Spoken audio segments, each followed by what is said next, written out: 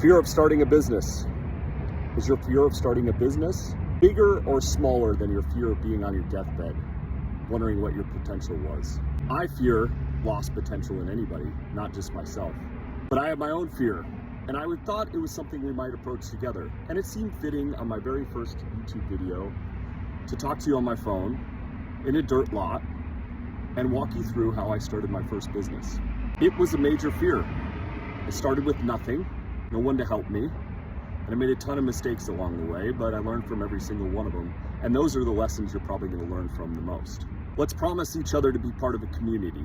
I'm going to help you with everything I know about business, and you're going to help me overcome this fear I have of the world and YouTube. We're going to be kind to each other, and on my end, I am going to do the best possible job to make sure you understand it. I don't have any aspirations to sell you anything or even monetize this channel, and if it does monetize, us as a community will talk where that money will go. There's a lot of things about business I don't understand. We've made it too hard. And most of it is actually the imaginary red tape that I was most afraid of, and that I find after helping 200 of you for free, that that's what you're afraid of too. I'm gonna make it easy. I'm gonna tell you fun stories along the way. I'm gonna put it into steps that you can understand. You're not gonna always like every bit of information I say, because I'm not trying to sell you anything. What you're gonna hear is the truth. This is gonna take quite a long time, and in fact, I plan on posting one video a week on a different topic. And we'll start from the very, very basics, and we'll work our way up. I used to want business to be as hard for everybody else as it was for me. And then I realized I was wrong about that, because the only people that it's really hard for are the people like me. The people that didn't have the rich father, that didn't get the loan, that didn't have somebody that was gonna invest $1 million in them. And I realized you're the greatest hearted people, and the greatest hearted people brought to success through business changed the world. So in a moment, I'm gonna walk you to where I started my first business. Because if we're gonna start this channel, we might as well start from the start. Thank you for coming on this journey with me. I truly feel business has changed my life, and I'm hoping to do the same for you. Now this is actually nicer than how it looked in comparison when I first moved in here. There was no sidewalls, no electricity, no AC, but this was the home of my first business. And since I couldn't afford rent and needed a place to stay, went through a various amount of renditions on what that was. But at one point, it was down this alleyway here.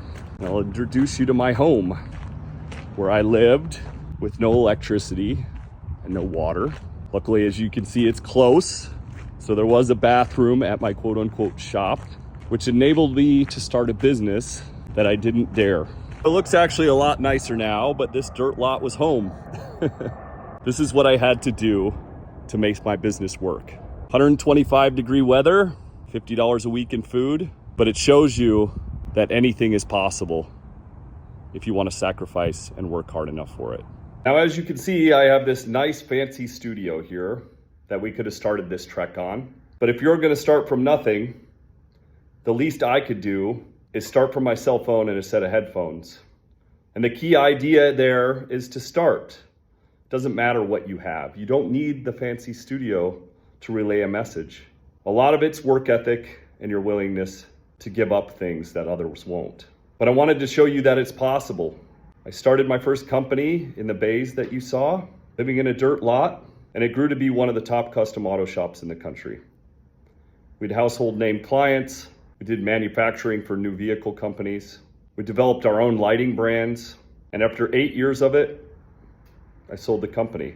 Once you start your first business, you'll realize that the world is your oyster. I had started quite a few more during my 8 years in that business.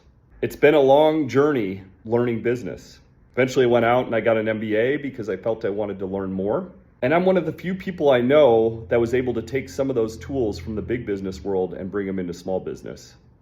People ask me why I got the MBA. Why do you bother after you've already been in business for years? It's because I never stop learning. Everything I learn via podcast or books, vetting information for you as the newbie business owner, I'm going to start putting into this channel.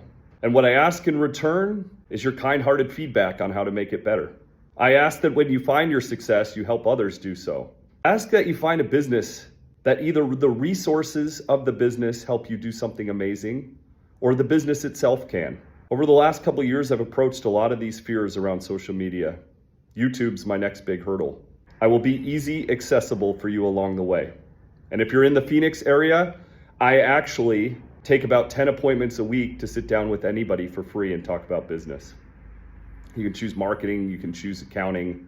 We also, right here in Phoenix, have a facility where we're planning on doing at least one seminar a month to get you involved with part of a community and to learn something. About to launch is also my podcast, Underdogs, Bootstrappers, and Game Changers, which I specifically go out and I look for people that I feel will be helpful for you, whether to motivate you or the things that they say, working from nothing to get there. There is no side of business out there that's telling the truth about what small business is, especially for us underdogs. I can't find one decent source of information around learning. Everything is big business. Everything is fundraising. Everything is where do you get $1 million to start your business? There is another side of business, and that's the side where you have to start from nothing, but it can actually change your life. I hope this video works for an intro as we start this journey together. Our first video will be starting from the very bottom. How do you prepare for business years before you think you're going to get into it?